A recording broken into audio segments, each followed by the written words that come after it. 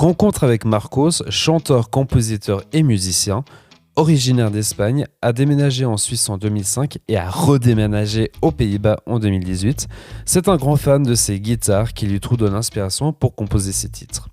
C'est mon invité du mois, il va nous expliquer comment il en est arrivé, le dessous de ses compositions et ses futurs projets. Voilà tout qui est dit, il ne me reste plus qu'à vous souhaiter la bienvenue dans le 5e épisode de la saison 1 de Rencontre avec et on va pouvoir lancer le jingle. 9, 8, 7, 6, 5, 4, 3, 2, 1, 0.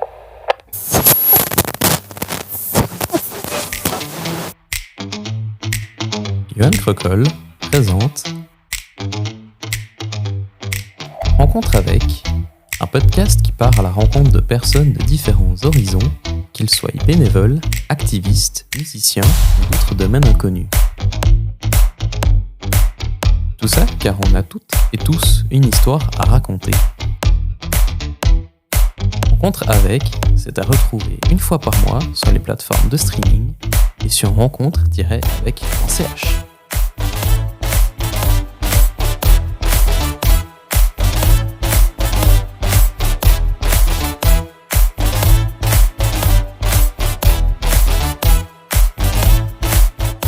Salut Marcos.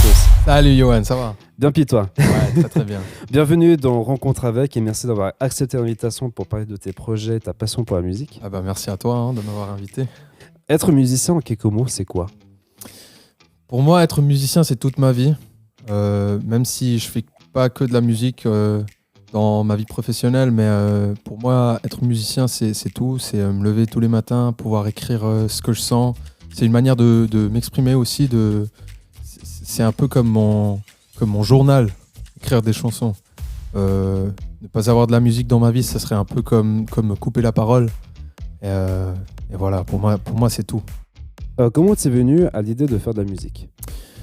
Alors c'est pas une idée concrète. Depuis tout petit, mon père il adorait la musique américaine, la musique Springsteen, U2, Johnny Cash, trucs comme ça. Et depuis tout petit, j'ai toujours vécu avec cette musique dans le salon, dans ma chambre pour m'endormir. Et mon père, il avait aussi une grande collection de CD, quelques vinyles de quand il était petit, et beaucoup de DVD aussi, surtout de Springsteen. Je me rappelle quand on habitait en Espagne, parce qu'à la base, je suis pas né en Suisse. T'es espagnol d'origine. Voilà. Et je me rappelle quand on habitait en Espagne, ils mettaient toujours le DVD de Springsteen en Barcelone ou à New York et trucs comme ça. Et moi, je me montais sur le canapé avec une petite guitare acoustique petite que j'avais du Toys R Us. Et voilà, j'essayais d'imiter. Mais je peux pas te dire un moment concret où je me suis dit « Ah ouais, je veux être musicien » parce que ça vient depuis toujours. Et puis, est-ce qu'il y avait un message particulier que tu veux faire passer par tes singles?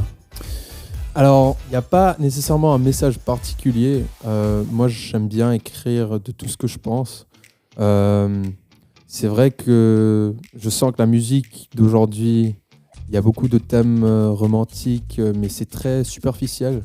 Moi, j'essaye de toucher un peu plus profondément. Du coup, tout ce qui a à voir avec le boulot d'une personne ordinaire, même les relations, pas nécessairement amoureuses, mais aussi entre familles.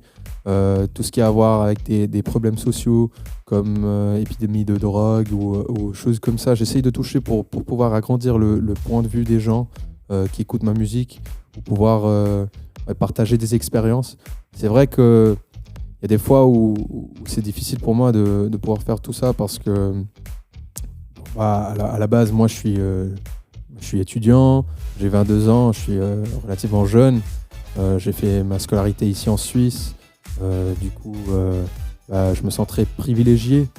Mais pouvoir écrire cette musique m'ouvre aussi des portes pour voir un monde d'un point de vue différent.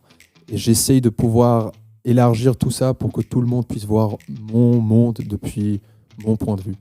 Est-ce que d'être artiste en Suisse, c'est plus compliqué qu'on va dire, d'une manière plus internationale? Alors, c'est une question difficile parce que la musique que moi je fais, c'est vrai que c'est tout en decline.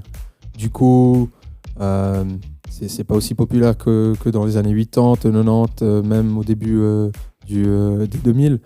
Mais du coup, c'est difficile de trouver une scène pour les artistes qui font de la musique comme moi. À part ça, en Suisse particulièrement, je dirais qu'il n'y a pas trop non plus d'artistes de style de musique américain. Du coup, moi je dirais que c'est un avantage parce que dès qu'il y a un artiste un peu émergent qui joue ce type de musique, par exemple Bastian Baker, bah, ça se voit tout de suite. Il a toujours un petit public fidèle pour lui. Et c'est pas si difficile que par exemple aux États-Unis de pouvoir former une carrière ou faire de son nom quelque chose. Par contre, le côté négatif de ça, c'est que, comme j'ai dit avant, en Suisse, on n'écoute pas forcément tellement ce type de musique. Et du coup, pour trouver ce public, c'est plus difficile qu'aux États-Unis. Donc, du coup, voilà, c'est un peu... Je dirais pas que c'est plus difficile que dans d'autres pays. Il y a des pour et des contre. Et voilà, exactement. On va se tourner vers tes chansons. Ton premier album daté de 2016 qui s'appelle The Godfather. Et puis on va écouter un extrait maintenant. Met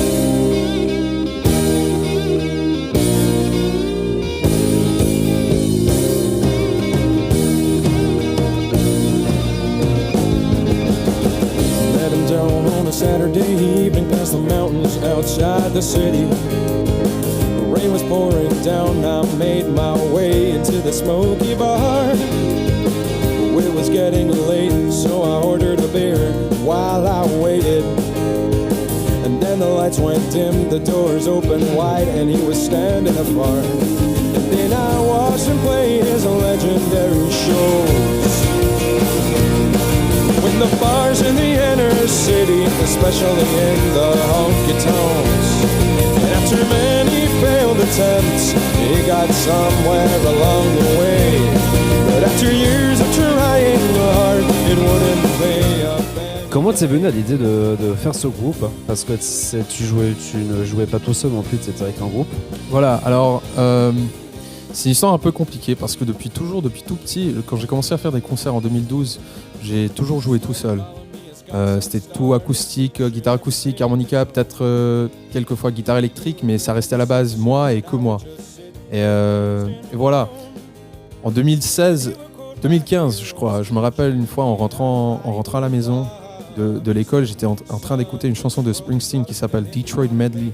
Et j'étais fasciné par comment il pouvait faire des merveilles avec tout son groupe, avec le saxophone, le B3, le piano, la batterie et tout ça. Et je me suis dit, j'ai vraiment besoin d'un groupe.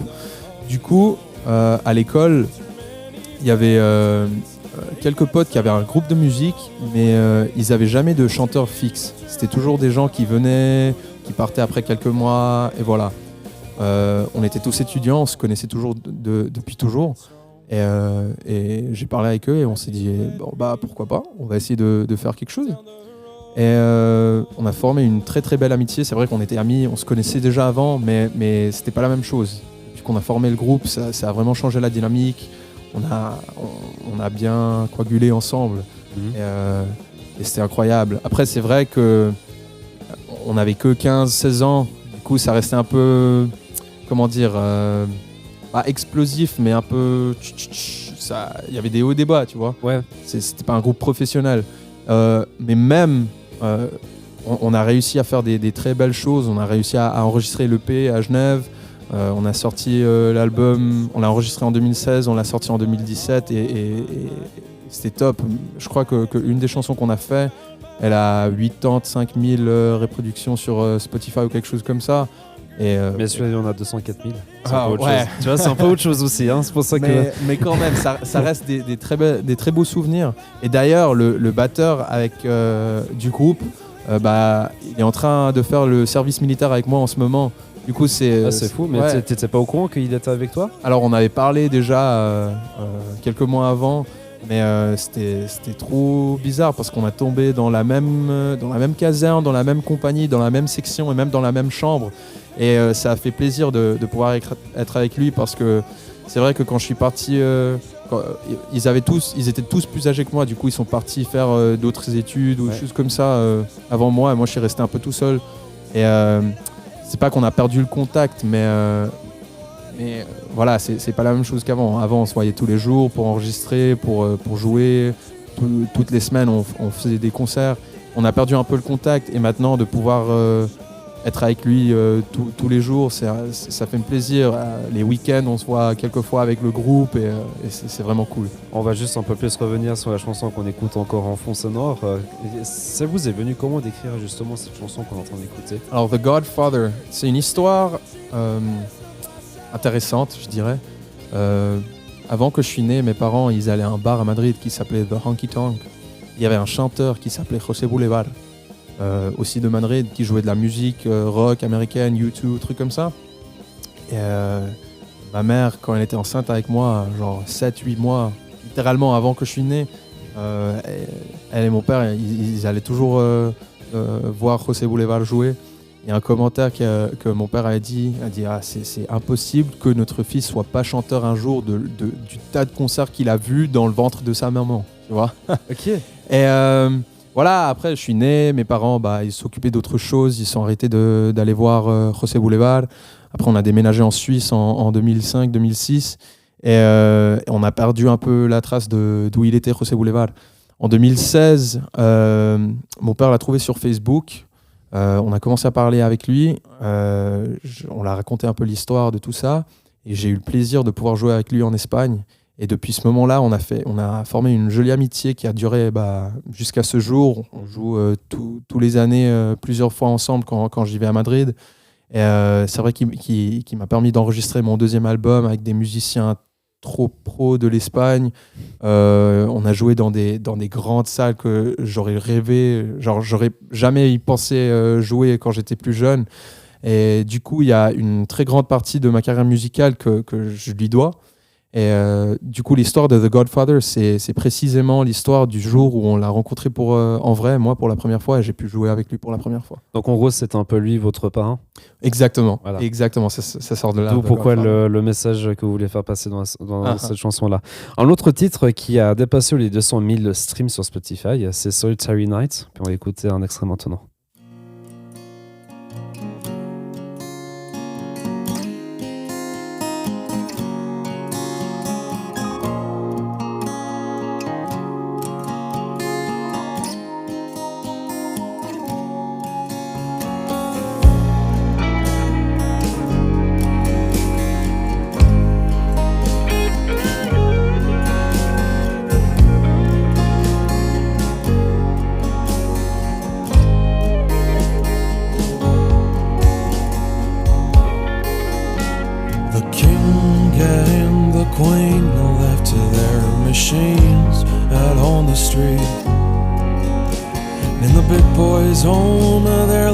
All alone, singing out in misery.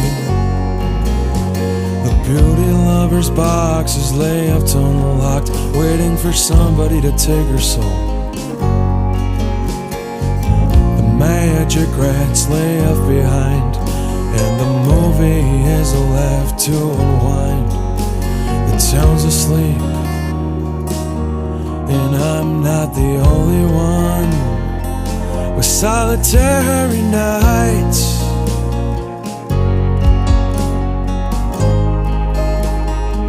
with solitary nights. Et puis, est-ce que le fait de chanter en anglais, ça permet de mieux faire passer certains messages? Alors, pour moi, personnellement, oui. Parce que c'est vrai que la première langue que j'ai toujours parlé, c'est l'espagnol. Parce que là, je suis né à Madrid. Après, quand on est venu en Suisse, j'ai commencé gentiment à parler le français vraiment grâce à l'école de musique de Nyon, parce que c'est là où le seul moment de la semaine où vraiment je pouvais pratiquer, parler le français. Mais à l'école, j'ai fait toute ma scolarité principalement en anglais. Du coup, l'anglais, c'est la langue que je parle le mieux. Et à cause aussi de toute la musique que j'écoute, c'est principalement en anglais. Voilà, je prends toute mon inspiration de musique américaine. Et c'est la langue qui me permet, où je me sens le plus à l'aise pour pouvoir écrire. J'ai déjà essayé quelques fois d'écrire en espagnol et en français. En espagnol, j'ai jamais réussi. En français, j'ai réussi. J'ai écrit 2-3 titres. Mais c'est pas la même chose. Je trouve que c'est pas la même chose. C'est pas pour Parce moi qu'en en fait, tout cas. tu le chantes de manière différente ou c'est vraiment dans la manière que tu veux faire passer le message qui change un peu ou... Ouais. C'est pas nécessairement la manière. C'est juste. Ça m'est beaucoup plus compliqué de pouvoir chanter en français, aussi en espagnol. Et c'est bizarre. Moi, je me rends compte jamais. Mais il y a des gens qui me disent que mon ton, genre le ton de ma voix, il change. Dépendant de la langue que je parle. Du coup, en français, ma langue ne sonne pas exactement la même que quand je parle en anglais, qui ne sonne pas exactement pareil que quand je parle en espagnol. Oui, parce qu'il faut se dire que ça fait depuis plus de 10 ans qu'on se connaît aussi, puis c'est clair que je t'ai aussi pas mal entendu parler en espagnol.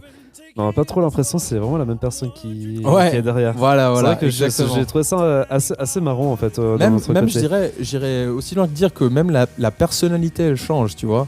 Oui, c'est clair. Parce que quand je parle en espagnol, c'est principalement à la maison. Du coup, c'est entre guillemets la personnalité de la maison, tu vois, avec mes parents et tout ça. En anglais, c'est plus formel. En français, c'est plus le quotidien, jour à jour, d'aller boire un café, parler avec des potes, même à l'école musique. Du coup, ouais, je dirais que même la personnalité, même si c'est moi toujours qui parle la langue, mais même la personnalité, elle change. Et la personnalité avec qui je m'identifie le plus pour faire ce type de musique, c'est ma personnalité anglaise, entre guillemets. Oui. Américaine. Anglaise. Oui, ouais. Oui, parce que tu mentionnes aussi beaucoup l'école de musique parce que tu as aussi fait un cursus, on va dire le cursus amateur d'école de musique. Voilà, exactement. Alors, j'ai commencé quand on est déménagé, quand on est venu ici en Suisse en 2006. Moi, j'avais toujours cette envie de la musique. Du coup, je voulais jouer de la guitare. Mais on ne trouvait pas de cours de guitare ni aucun professeur particulier pour me donner des cours de guitare. Et mon père, il avait, pendant ses jeunes années, en Espagne, il avait déjà fait un peu de saxophone. Du coup, je me suis dit, comme formation musicale, le saxophone, pourquoi pas ? C'est un instrument un peu versatile, qu'on peut faire du jazz, du swing, classique, et même l'incorporer dans des morceaux rock, pop, folk.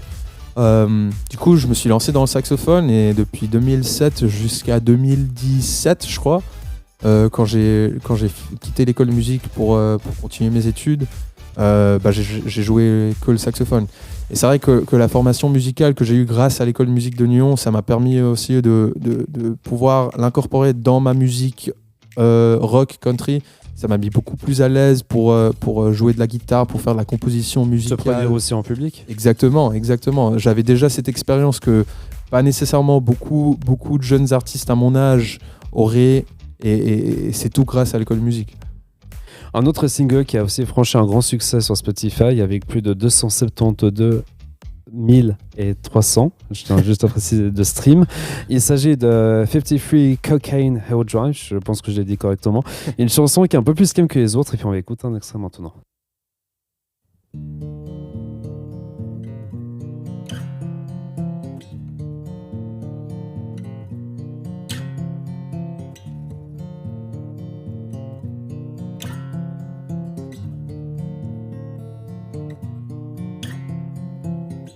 There's a place out on the edge of town where nobody goes, nobody hangs around, except for your ordinary men who roam the streets every now and then. Walk through those gates feeling nothing but pain. The devil greets you outside in the rain. Through the halls, stare at the light. Une question que je pose aussi à chaque artiste, mais je sais qu'ils vont jamais me répondre de la même manière. Comment te vient en fait cette inspiration pour trouver l'écriture, pour trouver exactement la musicalité, puis comment trouver les paroles pour que ça sonne bien de tes musiques? Alors, question peu piège, je dois aussi l'avouer. Ouais, j'avoue, c'est difficile à répondre. Je peux pas te dire exactement concrètement ce que je fais. J'ai toujours une guitare à la portée de main à la maison. J'aime pas ranger mes guitares, mes instruments dans les fours et tout ça, parce qu'après, si je les range, j'ai 5 minutes pour pouvoir jouer, pour m'asseoir sur le canapé et faire rien, juste jouer de la musique. Et j'avoue que j'ai un peu la flemme si je dois sortir la guitare, reprendre et tout ça, après ranger. Du coup, j'ai toujours une guitare à portée de main. Et quand je l'ai là, ça m'ouvre beaucoup d'inspiration parce que c'est vrai que peut-être des fois je suis dans la rue, tout ça. Tout à coup, il y a une mélodie qui me vient dans la tête. Vite, je sors le téléphone, j'enregistre, genre je siffle un peu. Tu vois, je fais la mélodie, j'enregistre. Et dès que j'arrive à la maison, je sors la guitare, j'essaie de trouver quelque chose, j'enregistre, bam, c'est bon. Pour les paroles, j'essaye toujours de... Bon, il y a des fois où j'ai des phrases, des petites phrases qui me viennent dans la tête aussi. Comme la musique, j'ai un journal pour écrire toutes mes phrases parce que j'aime pas écrire ça sur mon attel. Je trouve que c'est un peu... C'est marrant parce qu'un autre invité que j'ai aussi fait un podcast, il me dit qu'il écrivait toujours sur son téléphone. Ah ouais, moi je trouve que c'est pas personnel, tu vois. Moi j'aime bien écrire sur papier. J'ai toujours le même stylo. Peut-être les derniers 4-5 ans, j'ai toujours écrit avec le même stylo, sur le même cahier, tout ça. Et voilà, je trouve que c'est plus personnel. Mais du coup, j'ai des petites phrases qui me viennent dans la tête, je les écris sur le cahier. Et après, peut-être je laisse pendant des mois et des mois et des mois. Après, dès que j'ai une mélodie, j'essaye de trouver les petites phrases que j'ai écrites, pouvoir développer un peu plus. Aussi des petits textes que j'avais déjà écrits je sais pas, il y a des mois ou même des années. Il y a des fois que je reprends des textes que j'ai écrits en 2018 pour maintenant en 2021, 2022. Et j'essaye de les incorporer dans la musique. C'est vrai que je fais toujours la musique d'abord parce que je trouve que c'est plus facile d'adapter le texte à la musique que d'adapter la musique au texte. D'accord, ok. Maintenant, on va passer au défi que je lance à tous mes invités. Je ne sais pas si tu as un peu écouté les derniers podcasts qui sont sortis. Alors, le concept, c'est que je te pose un maximum de questions qui n'ont aucun lien entre eux. Mais attention, le but, c'est de répondre à un maximum, bien sûr, de questions sans les abréger. Vas-y. Je tiens à préciser. Alors, j'en ai réservé une trentaine au cas où si tu réponds très très bien, très très structuré et très très rapidement. Voilà. Donc, est-ce que tu es prêt? Vas-y, Alors, on essaye. Alors, je te mets dans l'ambiance. C'est bien, c'est que soit il y a des gens qui réagissent pas du tout, puis d'autres qui réagissent quand je mets cette musique. Ça, c'est marrant en fait, la réaction de chaque personne, c'est assez marrant à regarder. Alors, ton groupe ou artiste préféré de tous les temps? Bruce Springsteen. Pourquoi? C'est l'artiste avec qui je me suis toujours identifié le plus, sa musique, sa manière d'écrire, et c'est comme mon deuxième père. Il a toujours été entre guillemets là à la maison. Je l'écoute tous les jours depuis 2000 quoi, depuis que je suis né. Et voilà. Quel titre en fait t'apprécies le plus? Ça, c'est la question piège. Ouais, Yes, c'est encore plus difficile que la question de l'artiste. Alors, je peux pas te dire un titre en concret parce que j'écoute un tas de musique et j'écoute tellement de chansons que c'est très difficile. Mais en ce moment, parce que ça change, je dirais presque tous les jours. En ce moment, le titre avec que je m'identifie le plus, c'est Moonlight Motel de Springsteen, de son avant-dernier album Western Stars. Qu'est-ce que tu aimerais accomplir en une seule journée? Accomplir, t'as dit? Ouais. Alors, bon, maintenant je fais mon service militaire, du coup dormir, ça c'est la chose principale. Mais non, sinon quand je fais beaucoup de musique, ce qui m'intéresse le plus, c'est pouvoir... J'ai toujours eu ce défi d'essayer d'écrire un max de chansons dans une journée. Le plus que j'ai réussi à faire, c'est 3 ou 4. Mais vraiment de A à Z? De A à Z, okay. Ouais, vraiment de A à Z. Mais j'avoue que ça m'arrivait qu'une seule fois et je pense pas que ça va plus arriver. Le plus bel endroit où t'es allé? Islantia, en Espagne. Quelle est ta plus grande qualité? Autre question piège. Ouais, je dirais... Parce que tu vois, cette question m'a déjà été posée plusieurs fois et je dirais que en termes musicaux, je suis pas un artiste qui joue la guitare d'une manière prodigieuse. Je suis pas un mec qui chante aussi d'une manière prodigieuse. Ma voix est plutôt normale quoi, pour le truc de musique que je fais. Mais je crois que ma meilleure qualité, c'est la manière que je prends pour pouvoir former mes chansons, pour pouvoir faire ce côté auteur-compositeur, de pouvoir écrire mes propres morceaux et pouvoir les jouer. Voilà. Et puis ton plus grand défaut? Tu sais, ce que je me suis rendu compte aussi en revenant au service militaire, là, c'est que je suis un mec qui adore rester debout pendant la nuit et adore dormir pendant la journée. D'accord. Et du coup, mes journées, c'est un peu bizarre, surtout parce que quand je fais mes études, c'est difficile de garder ce rythme. Mais c'est vrai que je suis très inspiré pendant la nuit.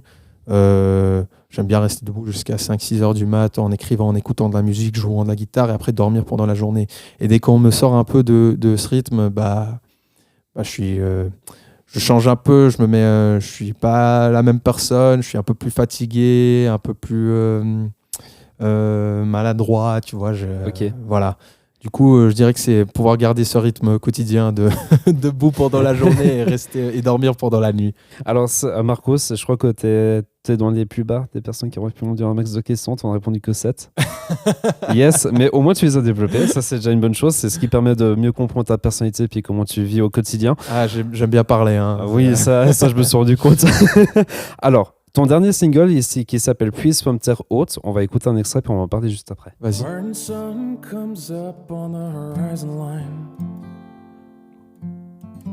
Chrissy sets her bath, prepping for the day. The dying crops can't keep up with the times. Chrissy goes to church looking for a way. The Chevy door slams as the organ plays a note. Sunday service comes. On va retourner un peu dans le passé. Il y a exactement 10 ans, en 2012, c'était la première fois où tu as joué sur scène. T'avais quel âge? Alors j'avais 12 ans, je venais d'avoir 12 ans, c'était juin 2012. C'était vraiment mon premier concert avec la guitare acoustique parce que, comme on a dit avant, je me suis déjà produit sur scène avec l'école de musique en saxophone, mais c'était pas la même chose parce que c'était toujours avec... Oui, parce que tu étais dans un ensemble. Voilà, on exactement. était dans un ensemble vu qu'on a aussi joué ensemble, Ouais. je tiens de préciser. Mais c'était vraiment la première fois où je jouais tout seul et il y avait un public qui était là pour moi tout seul, tu vois.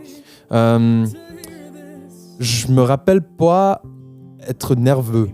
C'est bizarre parce que avec l'école de musique, les premières fois où je jouais, c'est vrai que j'avais un peu de pression, mais là je me rappelle pas d'avoir aucune pression particulière. Je me suis produit à Rolle, où je suis d'origine ici en Suisse. Et, je garde un très beau souvenir parce que c'était au château de Rolle, il faisait beau. Il y avait tous mes amis, toute la famille qui est venue me voir. J'ai fait un petit set de 45 minutes, mais pour moi ça durait des heures et des heures. Et c'était incroyable, c'était vraiment incroyable. Puis tu étais stressé, je pense, aussi à ce moment-là. Pas nécessairement, mais ouais, ça c'est aussi ce que tu as dit avant des qualités. C'est un truc que je trouve que c'est une bonne qualité, c'est que je suis jamais stressé quand je monte sur scène.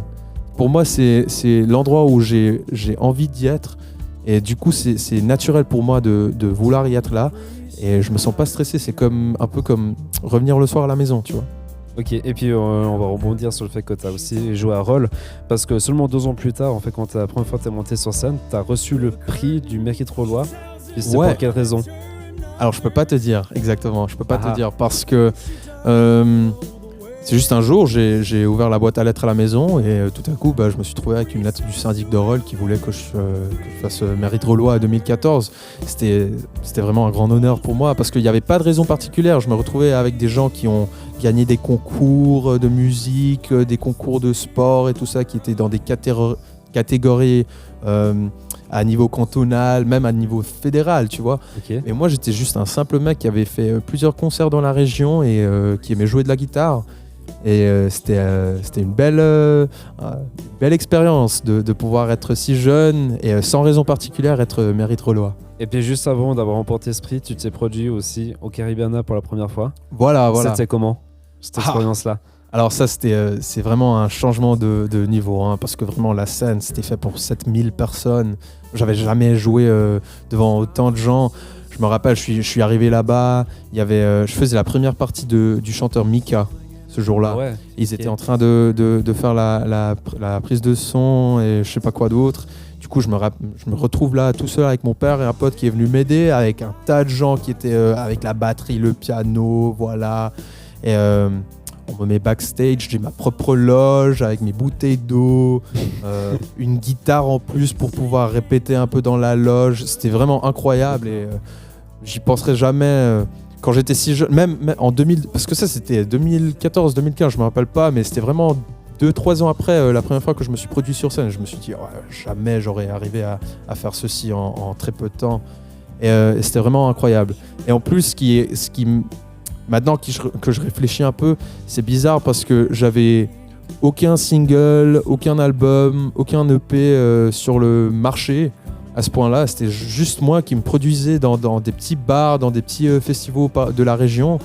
J'ai réussi à jouer au Caribana. C'est vraiment un truc incroyable, quoi. Et puis, est-ce que tu as aussi fait d'autres grandes scènes après le Caribana? Alors, juste avant le Caribana, j'avais fait la première partie de Gérald de Palmas au J Pop Rock. J'ai aussi eu la possibilité de faire la première partie de Thierry Romanence, un chanteur suisse aussi. Après, dans le côté un peu international, je me suis produit aux États-Unis, mais ça c'était un peu différent parce que c'était pour un festival de musique avec mon école. Du coup, je suis allé aux États-Unis, au Canada pour me produire là-bas. Après, en Espagne, j'ai joué dans des salles aussi avec une histoire légendaire derrière, comme la Sala Galileo Galilei à Madrid.